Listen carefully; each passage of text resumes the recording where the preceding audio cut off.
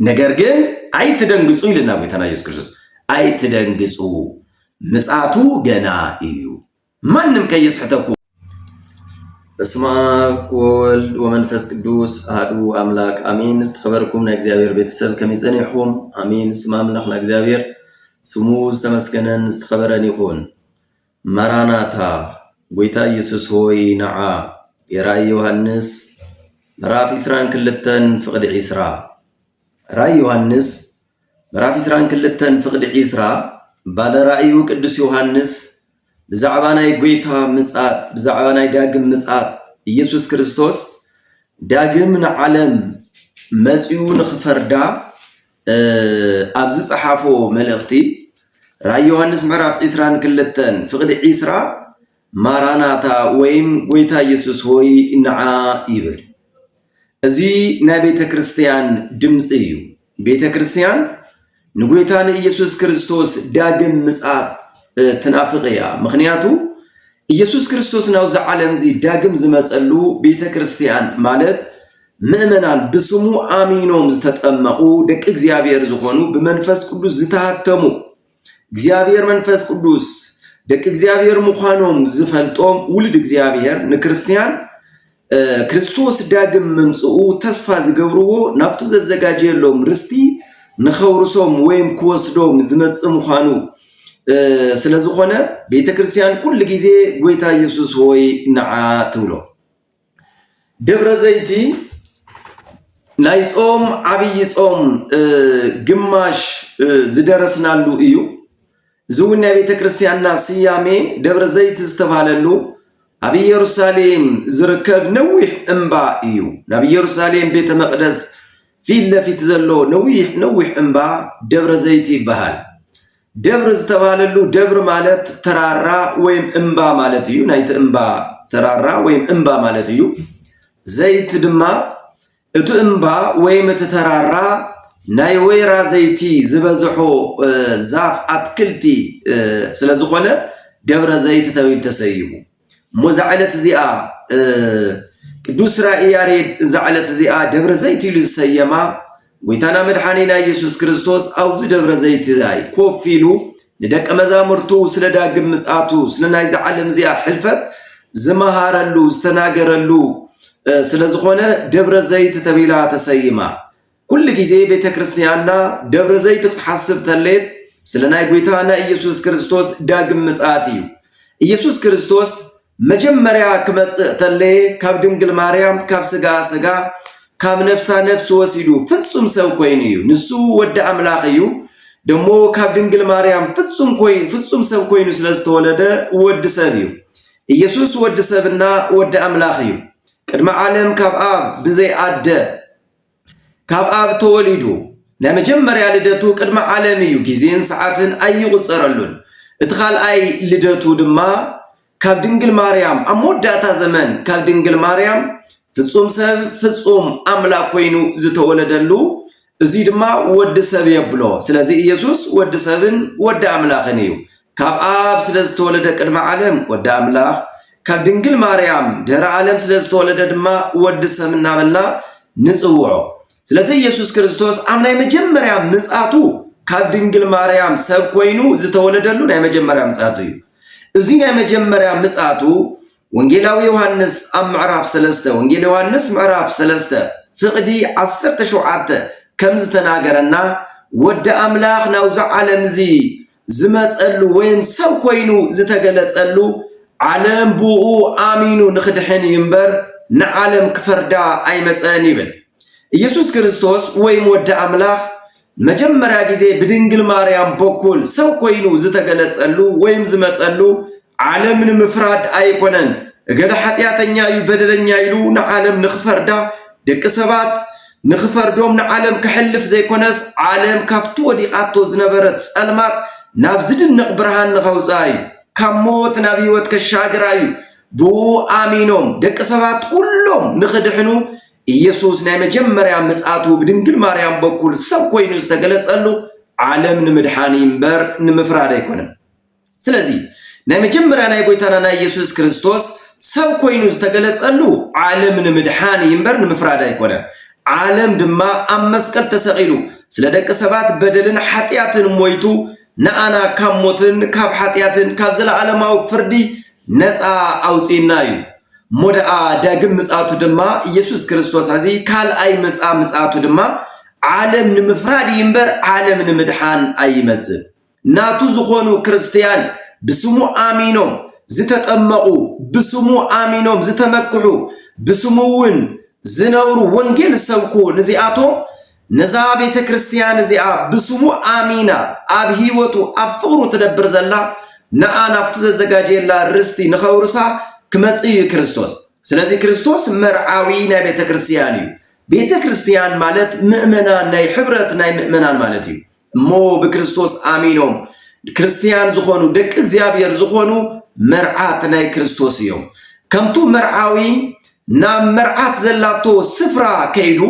ነታ መርዓት ሒዝዋ ናፍቱ ዘዘጋጀዮ ድንኳን ወይም ዳስ ወይም ገዛ ምስኡን ዘለዓለም ንኽትነብር ዝወስዳ ተመሳሳይ ድማ መርዓዊ ክርስቶስ ነታ መርዓቱ ዝኾነት ቤተ ክርስቲያን ማለት ብስሙ ኣሚኖም ዝተጠመቁ ደቂ እግዚአብሔር ክርስቲያን ክወስዶም ንዘለዓለም ምስኡ ክነብሩ ይዝመጽእ ስለዚህ ቤተ ክርስቲያን ማለት ንሕና ምእመናን ኢየሱስ ክርስቶስ ጎይታ ኢየሱስ ክርስቶስ ሆይ ንዓ ንብሎ ንናፍቆ ማለት እዩ ራእይ ዮሐንስ ምዕራፍ 22 ፍቅድ 17 እውን ክትሪኡ ተለኹም ራእይ ዮሐንስ ምዕራፍ 22 ፍቅዲ 17 ክንርኢ ተለና እቲ መንፈስና እታ መርዓት ንዓ ይብሉ ይብል እቲ መንፈሱ መንፈስ ቅዱስ ማለት እዩ መንፈስ ቅዱስ ንቤተ ክርስቲያን ዝመርሓ ዘሎ በበዓለ 50 ናብ ቤተ ክርስቲያን ናብ ምእመናን ዝወረደ ናይ ቤተ ክርስቲያን መራሒ ዝኾነ ናይ ቤተ ክርስቲያን መጽናንዒ ዝኾነ መንፈስ ቅዱስና እታ መርዓት ወይም ምእመናን ንክርስቶስ እንታይ ይብልዎ ንዓና ውሉ ይናፍቅዎ ይብል ስለዚህ ኩላትና ዝተኸበርኩም ናይ እግዚአብሔር ቤተሰብ ክርስቶስ ንኽመጽእ ንኣና ዘፍርሕ ኣይኮነን ንሕና ብኡ ኣሚንና ብስሙ ኣሚንና ካብ ዘለዓለማዊ ሞትን ፍርድን ካብ ሓጢያትን ዝድሓና ሰባት ስለ ዝኾንና ናይ ክርስቶስ ምምጻእ ንኣና ዘፍርሐና ዘይኮነሲ እንዲያም ብናፍቆት እንጽበዮ እዩ ክርስቶስ ንኽመጽእ ብናፍቆት እንጽበዮ እዩ ስለዚ ጎይታ ኢየሱስ ሆይ ንዓ ንብሎ የማቴዎስ ወንጌል ምዕራፍ 24 ካብ ፍቅድ 1 እስካብ መወዳእታ ክንሪኦ ተለና በዚ ዕለት እዚ ደብረ ዘይት ተቢሉ ዝተጸውዐሉ ዝተሰየመሉ ዝዕለት እዚ ጎይታና መድኃኒና ኢየሱስ ክርስቶስ ኣብ ኢየሩሳሌም ካብ ዘሎ ቤተ መቅደስ ወፂኡ ምስ ደቀ መዛሙርቱ ክኸይድ ተለየ ደቀ መዛሙርቱ ናይቱ ህንፃ ቤተ መቅደስ ውበትን ህንፁ ኣሰራርሑኡ ተደኒቆም መምህር ኢሎምዎ ትሪኦ ደለኻ ናይዚ ህንፃ ቤተ መቅደስ እዚ ናይ ኢየሩሳሌም ህንፃታት ትሪኦም ደለኻ እንዴት ደስ ይብል ኢሎምዎ ኢየሱስ ክርስቶስ ታይልዎም በዚ ህንፃ እዚ ኣይትደነቁ ኢልዎ እምኒ ኣብ ልዕሊ እምኒ ከይተረፈ ኩሉ ህንፃታት ኢየሩሳሌም ቤተ መቅደስ ናይ ኢየሩሳሌም እንኳን ቤተ መቅደስ ናይ ኢየሩሳሌም ህንፃ ናይ እግዚአብሔር ዝኾነ ሰውን ክፈርስ እዩ ክመውት እዩ ክብስብስ እዩ ነጊርዎ ሽዑ ሒዝዎም ናብ ደብረ ዘይት ዝበሃል እምባ ወሲድዎም ይብል ቀጥታ ደብረ ዘይት ምስ በጽሑ ኢየሱስ ክርስቶስ ናብ ፊት ለፊት ቤተ መቅደስ ኢየሩሳሌም ዝጥምት ኣብ ደብረ ዘይት ኮፍ ኢሉ ደቀ መዛሙርቱ በተለይቶም ናይ ምስጢር ዕርኽቱ ዝበሃሉ ጴጥሮስ ያዕቆብ ዮሐንስ እንድርያስም ጭምር ናብ ጎይታ ጽግዕ ኢሎም ከምዚ ኢሎምዎ ጎይታ ኢሎምዎ መምህር ኢሎምዎ አንተ እኮ ከምዚ ኢልካና ነርካ ዓለም ክትሐልፍ ኢልካና ነርካ ቤተ መቅደስ ናይ ኢየሩሳሌም ህንፃታት ኢየሩሳሌም ኩሉኮ እምኒ ኣብ ልዕሊ እምኒ ከይተረፈ ኩሉ ክፈርስ እዩ ሰብ ኩሉ ክመውትን ክብስብስን እዩ ኢልካና ነርካ እዚ መዓዘ እዩ ዝኸውን ናይ ምጽኣትካ ዳግም ምምጻኻኸ ምልክቱ እንታይ እዩ ኢሎም ጠይቐምዎ ይብል ማቴዎስ ወንጌል ምዕራፍ 24 ጎይታና ኢየሱስ ክርስቶስ 4 ነገር ነጊርዎም መጀመርያ ኣነ ክርስቶስ እየ እናበሉ ብስመይ ብዙሓት ክመጽዮም ኢሉ ናይ መጀመርያ ተጠንቀቁ ኢልዎ ማንም ከየስሕተኩም ተጠንቀቁ ኢሉ ማንም ከየስሕተኩም ተጠንቀቁ ኢሉ ብዙሓት ብስመይ ኣነ ክርስቶስ እየ እናበሉ ክመጽዮም ኢሉ ክርስቶስ ሓደ እየ ንሱውን ነቢያት ክመጽዩ ክወርድዩ ክውለድዩ ዓለም ከድሕንዩ ኢሎም ዝጽበይዎ ዝነበሩ ነቢያት ንሱውን ካብ ድንግል ማርያም ፍጹም ሰብ ኮይኑ ፍጹም አምላኽን ፍጹም ሰብን ኮይኑ ተወሊዱ ዓለም መድሒኑ በአርባኛው ቀን ድማ ናብ ሰማይ አሪጉ بيمان آب تقميتو إيزلو حزب بيت كريستيان كريستوس أبي يروساليم يركب إلى أي تحسبن أبزوخون السفرة خجلت إلى أي تحسبن كريستوس داقم زمسألو عالم النار أيو ناي تشنكار وناي أيادو تشنكار ناي قونو زتوغلو تشنكار كله ملكت بسماي الناتر أي ملائكة عجيومو بعبي الدمس ترومبا نانفحو عالم كسوسو اليوم سلازي عالم كله النار قويتا داقم زمت سنبر أمندر أيكون انزركب سلازي زحات بسماي كمس يوم كريستوس يناولو نبوزحات وين كسفت يوم مو تتنقر إلينا خبركم نأجزابير بيتسل أب كينيا كريستوس قالو انتولنا خن أمنا ينغل أبزوخونا السفرة كريستوس تقليس اللو بسقاي ملالس اللو نعو إمان ورأيو تبلنا كن أمن كم زي نخل كريستوس هاتنقونا كريستوس ما حنساب توليدو عالم الحينيو حزي داقم مسعات عالم كله النار يقمت الزخل ازيون مزمور نياو قدوس داوي مزمور 4 شعاتن فقد حدا اختريوة اللغم كان فقد حدا اسكاب فقد السلسة اختريوة اللغم اكزيابير قلت خوينو خمت ايو قلت خوينو خمت ايو عالم النار ايو كمت ايو املاخنا اكزيابير سوق يبلن كمت ايو نعالم نفرد خمت ايو ابقدمي او حوي زفان تزرقحو هول نفاسو ناب قدميو خوينو كمصيلو سلازي كام مسرا اسكام معراب سمين دو زلو كله فطرتات زموته زبسبس ناب حمد استقيره اب جنت زلو اب سيول زلو ازي كله بهيوت موز مدر زلو كله كسبسوم ينفردي وي بيمان وي بصقام تنساي زغواي كقوميو ኢየሱስ ክርስቶስ بግልጽ ይዝመጽ ቅዱስ ዳዊት ከም ዝበለና አምላክና እግዚአብሔር ግልጽ ሆይኖ መጽይ ስለዚህ ማንም ከየስዕተኹም ኣብ እገለ ቦታ ክርስቶስ አሎ ኸይብሉኹም ቀጽሉ ድማ ከምዚ ኢልና ውግእን ወረውግእን ከሰምዑ ይኹም ኢልና ውግእ በዓይንኹም ክትርእይኹም ብእዝንኹም እውን ክሰምዑ ይኹም ኢልና የው ኣብ ዓለም ይኽሰተሎ ከምቱ ብዙሓት ክርስቶስ ኣነ ኢሎም ክርስቶስ ዘይኮነ ሓሰውቲ ክርስቶሳውያን ኣብ ዓለም ኩሉ ተገሊጾም ዝነበሩ ንሳቶም ጠፊኦም ተኸተልቶም ዝጠፍዑ حزون وجه أب هاجرنا تخصيتو رينايو أو كان علامات عبيت يحيانا علاماتون حزي أو وجه ينزلوها زينا كريستوس مسعات نسقع خمزلنا كريستوس أكمس دجي خمسنا عنا يفلتنا له وجهن ورا وجهن كسمعيهم لنا كسيلو سارسيت لما حزبي قبل على حزبي منجستي قبل على منجستي كل عالي لنا زيون بعين نازرنا يوم بزنا نسمع لنا حزبي حدا حزبي قبل على خالي حزبي بصلاة بطورنت كل عاليو زي بعالم زي يلا على الحزب ونوده في كل عالي منجستي حدا منجستي قبل على حدا منجستون تلعيلي حزون كل عاليو زي كن مجرشة أيقوناني جنا أي مجرشة ويه جنا تاجا يرئينا مجرشة كوابي كم زلنا نسقع لنا مسعات مخانا جن زو وقت زي زو كنتات زي كررت لنا تنميتات كفتصوم كنرأت لنا مجرشان مسحم زلنا يفلتنا ربعي دما يسوس كريستوس تايلوم أبستفل عليه السفرة تميت خصتيو تنفر ويدما زي حوي حمام كل عالي مريت من كتكات أول كخصتيو إلنا زياتهم أول تميت أبستفل عليه هاجرات تلعيلويو حمامون أبستفل عليه كرم حازة العيليو نودا فيتون كل عاليو مليسو دما مريت من كتكات أول يخصت نيرو حزوني خصت له نودا فيت خصتيو زياتهم ملكتات إيوم نجرجن أي تدنجسو إلنا بيتنا يسوع كريستوس أي تدنجسو مسعتو جنا إيو من مكيس حتىكم مسعت دريس غيو لكم لهم جنا إيو جنا أنا مجمر متويم تشنكاتيو نمسعت أجاز وصلنا يمر مسعت جنا إيو لنا شعجني لنا زيك خصت انت اللي شعجني لنا نكريستيان دما نمكر حليفهم كوخم يوميو كقطقطهم يوم كقرفهم يوم لنا نمن نكريستيان نحنا بكريستوس كريستيان كوينا نزعمنا نحنا دك اغزيابير زخونا بزحات اب عالمناي كريستيان كساددوهم يوم مكرا خمصلهم يوم كقتلوهم يوم كريستوس اقدمو سلستناغرنا ازي ياين دنگزن حزون اب عالم يكون اب ايثيوبيا وسط يكون أخراري هايمانوتنيا أبلع لأونتنيا حقنيا كريستيان موت يمصلو مكرا يمصلو كريستيان كحردو بأمن خطقطتلو كموتتلو نسمع لنا نرئي لنا استفلالي علامات أبي إثيوبياون نرئي لنا إزي جدن كخونيو إلى النايو كأسئل دما هزون أبلع لكريستيان سلا سماي لنا بزعبا سماي وين بسماي سلا زعامنكم بسماي سلا استتأمكم بسماي سلا تتصوعكم بسماي ونجيل سلا تمسكروا عالم كله كسألكم يو سلا سماي أو كل أحزاب أو كل عالم كسألهم الله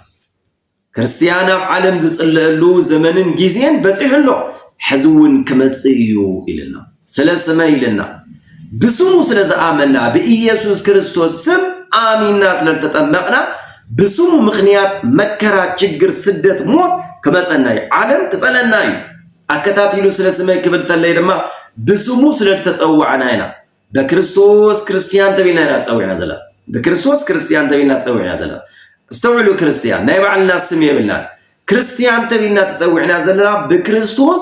كريستيان ناي كريستوس تختلتي ناي كريستوس آمنتي صعبت كريستوس مالتي بسمو سلا تتصوعنا طرح كريستيان بمخوانا عالم كم زسألنا كريستوس تناجر سوستنيا سلا سماي مكراخ مسأكم يو عالم تسألكم يلنا بسم يسوع كريستوس ونجيل سلسبخنا قال ونجيل سلزمهارنا بيسوع كريستوس امنوا الله نزي امنوا سلزستمهارنا سمو مخنيات كوينو مكرا خمصنا خمز خيل يسوع كريستوس تناغيرنا استخبركم نا እግዚአብሔር ቤተሰብ ስምና ይጎይታ መከራ የምጽዩ ስደት የምጽዩ ጥላቻ የምጽዩ ሞት የምጽዩ አቤተሰውን ምፍልላይ የምጽዩ በስሙ ስለዛመና بسمو سلال تسوعنا بسمو ونجيل سلال مهر عالم كله خصلأكم بيلنا حزونا كريستيان يخصت له نودي في تنكل عالي غلي سلازي هاي تدنجز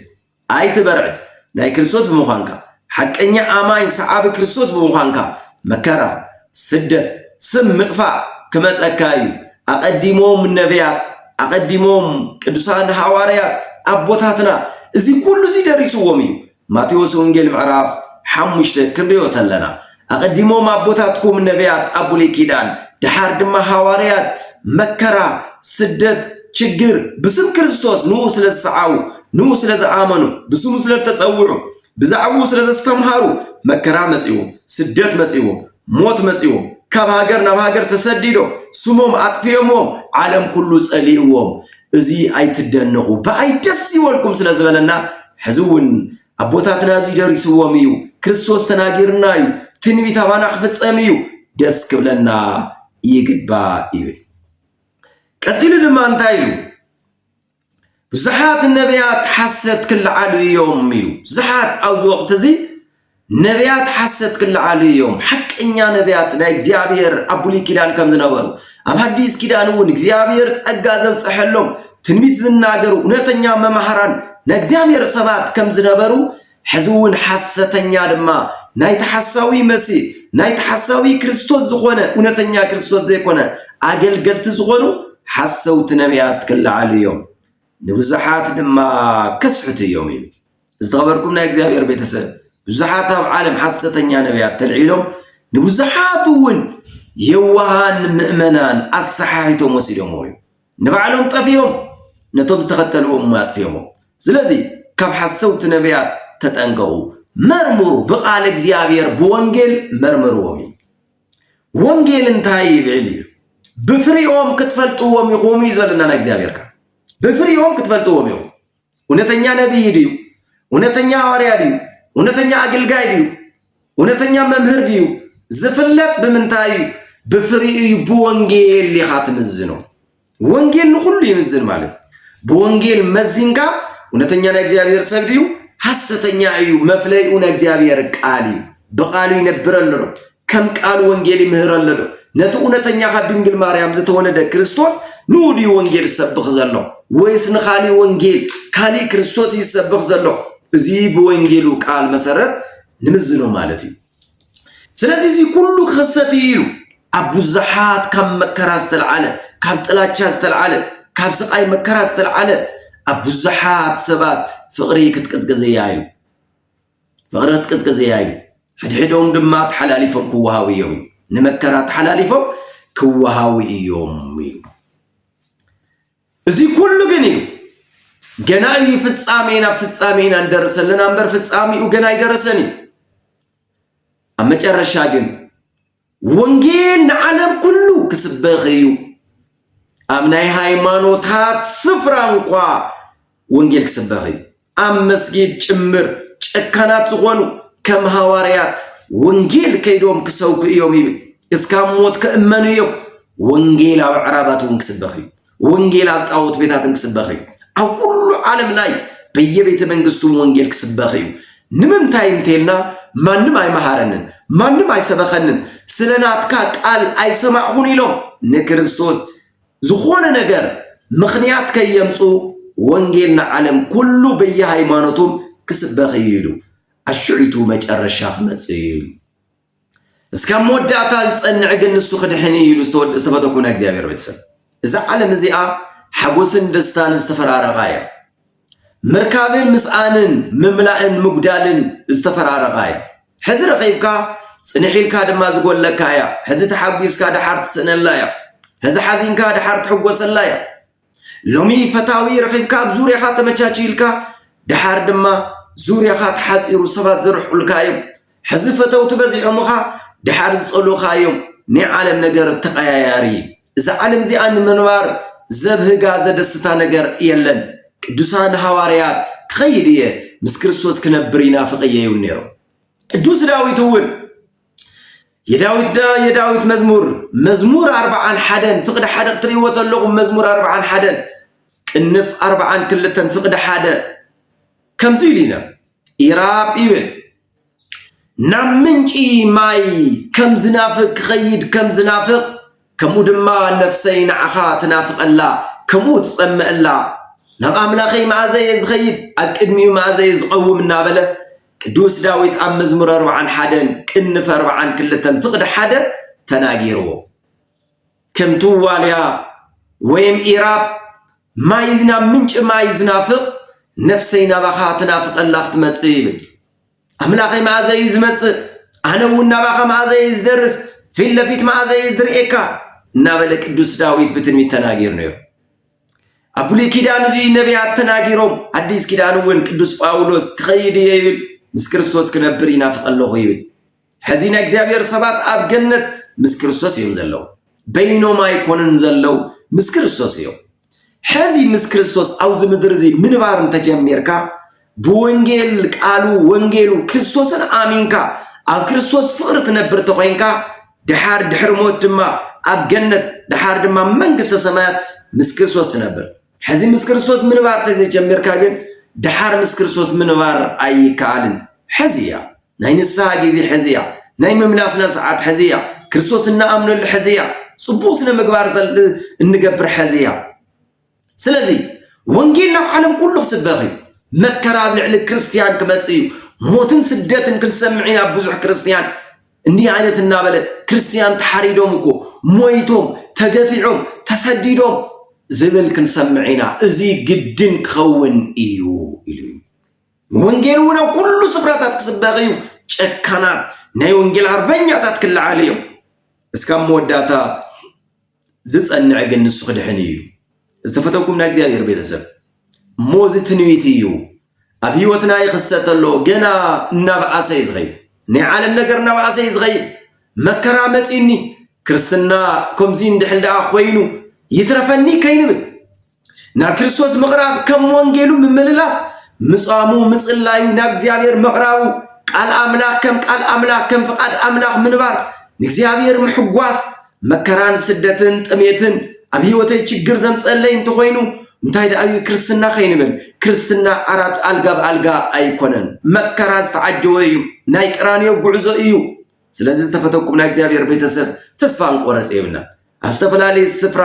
እውነተኛ ሐቀኛ በመሆንና ፈተና ህይወትና ገጥምና ሆነው ችግር ገጥምና ሆነው ናይ ገንዘብ ችግር ገጥምና ሆነው ናይ ጤና ችግር ገጥምና ሆነው ናይ ትዳር ችግር ገጥምና ሆነው ናይ ውላድ ችግር ገጥምና ሆነው ይኸሊው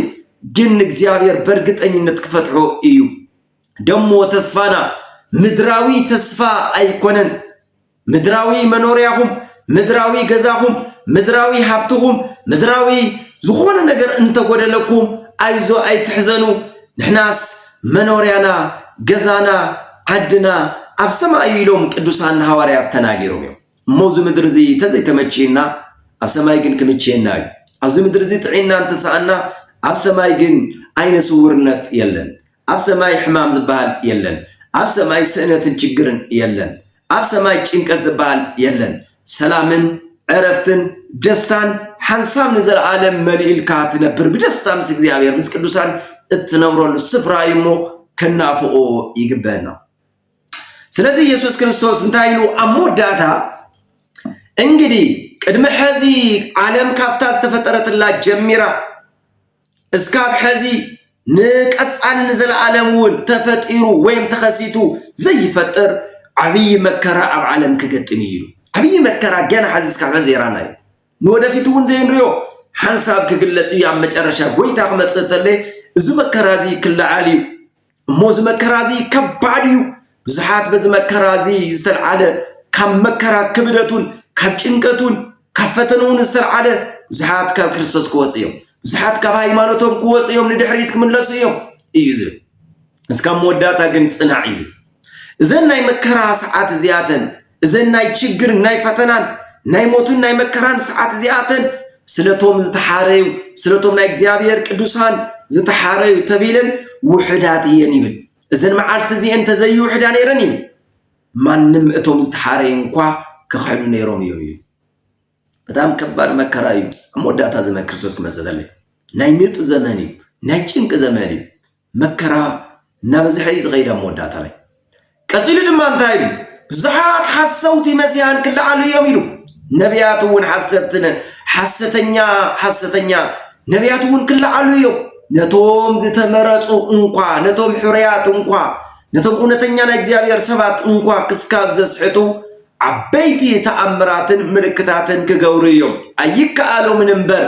እንተዝከኣሎምስ ዓበይቲ ምልክታት እናገበሩ ከስሕትዎም ክምክሩ እዮም እዩ